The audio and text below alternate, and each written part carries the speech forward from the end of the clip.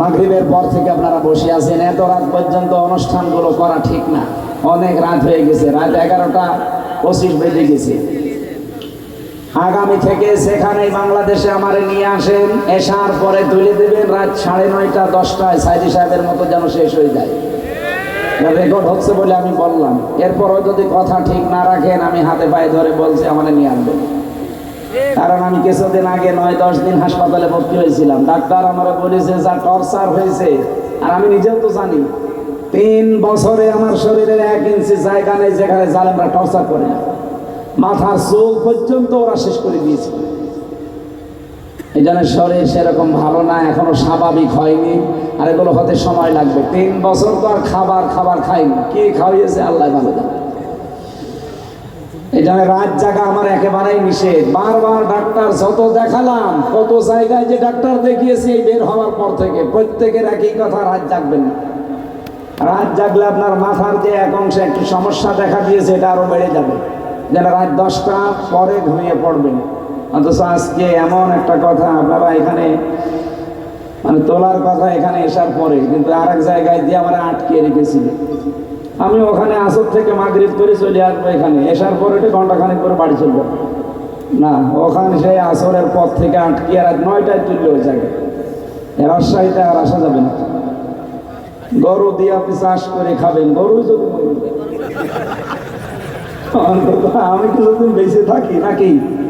আগামী থেকে ভোলটা আর করেন না ভাই, আপনার হাতে পায়ে ধরে বলছি যেখানেই নিয়ে আসবেন রাজশাহী, চাঁপাইনবাবগঞ্জ, আর রাত সর্বোচ্চ 8:30টায় তুলে দেবেন। আমি 9টা 10টার ভেতরে মাহফিল শেষ করে দেবো ইনশাআল্লাহ। আমরা সব বাদ দিয়ে দিলাম, কোরআনে কারীম থেকে আমরা আরম্ভ করছি। সূরা দোহা 3 নম্বর আয়াত পড়েছি।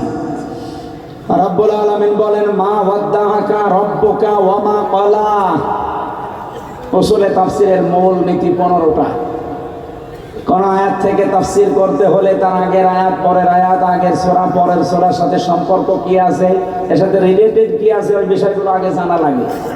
ওগুলো যদি না বলি, আপনি একেবারে আয়াত পড়লাম তাফসীর করে দিলে আপনি বুঝবেন না, ঘুরিয়ে যাবে। এদের আগের আয়াতে কি আছে, পরের আয়াতে কি আছে, আমরা আগে মিলাবো। যেহেতু ভালোভাবে সবগুলো একাধারে বলতে গেলে আমি নিজেও আর সময় কভার করতে পারবো না, 12টায় শেষ করবো আশা করছি। আপনারা তাফসীরে ফি জিলালিল কোরআন আর ইবনে কাসির এই দুইটা একটু বাংলায় দেখে নেবেন, এগুলো পেয়ে যাবেন। আমরা এবার মূল কথায় যাচ্ছি। 40 দিন একাধারে ওহী বন্ধ ছিল নাজিল হওয়া। কয়দিন? 40 দিন বন্ধ হওয়ার পরে নবীজি চিন্তায় পড়ে গেলেন। বিশ্বনবী অসুস্থ হয়ে পড়েছিলেন, কয়েকদিন তিনি তাহাজ্জুদের নামাজও পড়তে উঠতে পারেননি। হযরত জুনদুব রাদিয়াল্লাহু তাআলা আনহু উনি বর্ণনা করেন, নবীজির আপন চাচী উম্মে জামিল এই মহিলা বিশ্বনবীকে ডাক দিয়ে বলে, মুহাম্মদ তোমার শয়তান তোমাকে ত্যাগ করেছে। বলেন নাউজুবিল্লাহ। বাইরের কোন মানুষ যদি কিছু বলে অন্তত মেনে নেওয়া যায়, হজম করা যায়। নিজের আপন জন যদি এরকম কোন কথা বলে, কিরকম দুঃখ লাগার কথা আপনি নিজের দিকে তাকিয়ে বলেন। বিশ্বনবী এত অসন্তুষ্ট হলেন কথাটা শোনার পরে, এত মনক্ষুণ্ণ হলেন, ভারাক্রান্ত হৃদয়। জিবরাইলকে আল্লাহ এবার পাঠিয়ে দিয়ে বললেন, মা ওয়াদ্দাআকা রাব্বুকা ওয়া মা ক্বালা। হে নবী, আপনাকে আমি আল্লাহ ছেড়ে দেইনি, আপনার উপরে আমি আল্লাহ অসন্তুষ্ট না, আমি আপনাকে ত্যাগ করিনি। এ কথা বলার আগে আল্লাহ দুইটা কসম দিয়েছেন, অদ্দুহা ওয়াল লাইলি ইযা সাজা।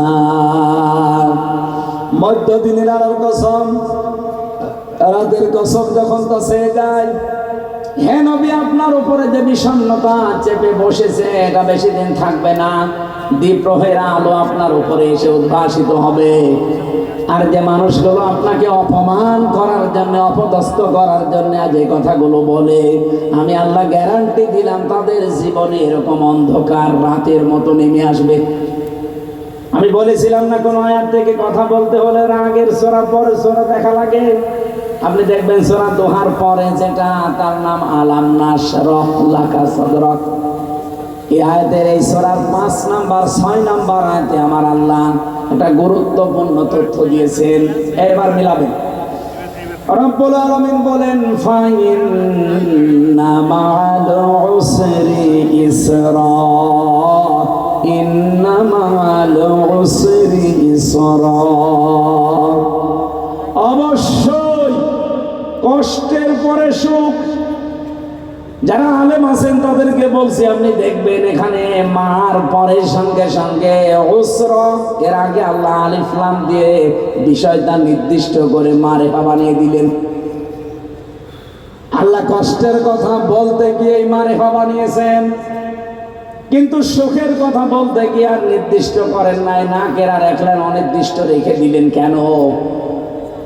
তাফসীর ফি জিলালিল কোরআনে সাইয়্যিদ কুতুব রাহমাতুল্লাহ আলাইহি লিখেছেন, এই পৃথিবীতে কোনো মানুষ যদি 3টা কারণে কষ্ট ভোগ করে, এদিকে তাকান, 3টা কারণে যদি ওই লোকটা কষ্ট ভোগ করে একটা, তাহলে কমপক্ষে মহান আল্লাহ ইসরা, যেহেতু একটা নেকির কাজে কমপক্ষে 10 থেকে 70 গুণ পর্যন্ত বৃদ্ধি হয়, এই জন্য আপনি 3টা কারণে যদি একটা কষ্ট সহ্য করেন, দুনিয়ায় আপনাকে একটা কষ্টের জন্য 70টা সুখ, শান্তি, কল্যাণ আপনার জীবনে আল্লাহ ঢেলে দেবে।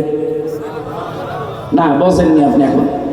এবার আমি বোঝাচ্ছি কষ্ট কয়টা। বলেন বলেন। কষ্টের কথা বলার আগে এখানে আলিফ লাম দিয়েছেন, এর একবার ইন্না দিয়েছেন। ইন্না মা'আল উসরি ইসরা, অবশ্যই কষ্টের সাথে কষ্টের কথা বলতে পারতেন আল্লাহ উসরার আগে আলিফ লাম না দিয়েও দিয়েছেন এই জন্যে, যদি কেউ একটা কষ্ট দুনিয়াতে পায়, কয়টা কারণে? আরো জোরে বলেন, আর একবার বলেন। 1 নম্বরে আপনার কষ্টটা হওয়া লাগবে আল্লাহর জন্য, 2 নম্বরে কষ্ট হওয়া লাগবে রাসূলের জন্য, 3 নম্বরে কষ্ট হওয়া লাগবে মানবতার জন্য। এই 3টা কাজ বাদ দিয়ে যদি কেউ কষ্ট পায়, ওই কষ্টের বিষয় আলাদা। এই যে যারা পালিয়ে গেছে, তারা কি কষ্ট কম পেয়েছে? তারা কি আল্লাহর জন্য, রাসূলের জন্য, মানবতার জন্য?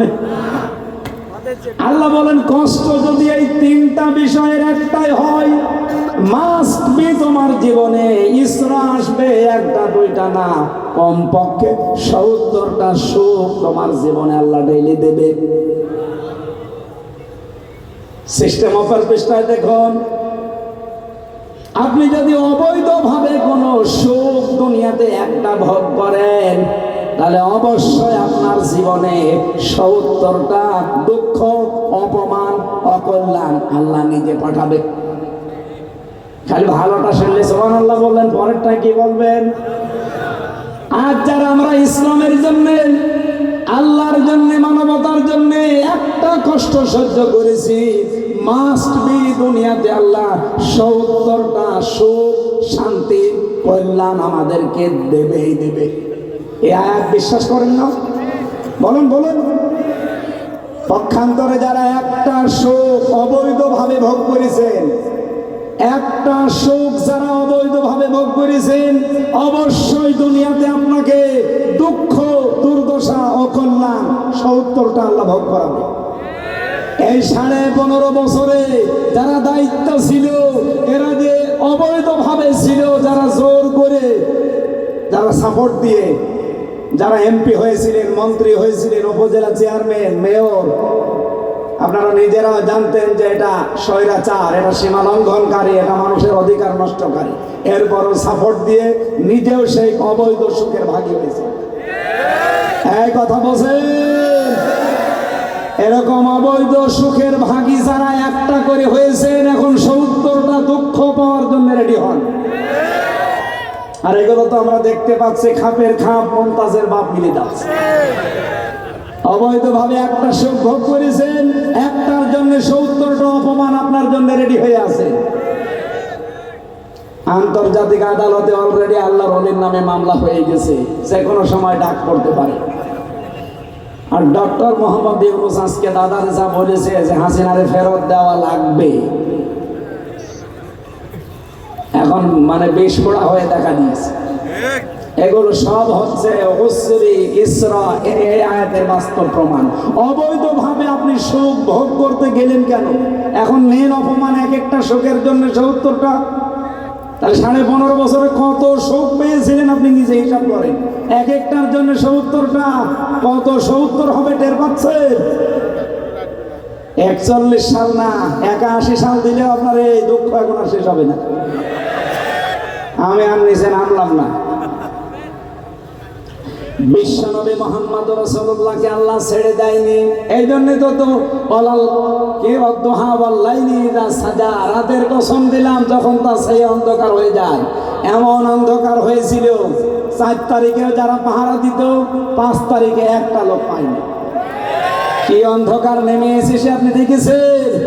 এখান থেকে শিক্ষা নেওয়া দরকার। স্বৈরাচার যারা যারা হয়, যারা জালেম হয়, তাদের বাড়ি ঘর পর্যন্ত আল্লাহ অভিশপ্ত বানিয়ে দেয়। এটা মনে হয় আমি বানালাম। সূরা নমলে 19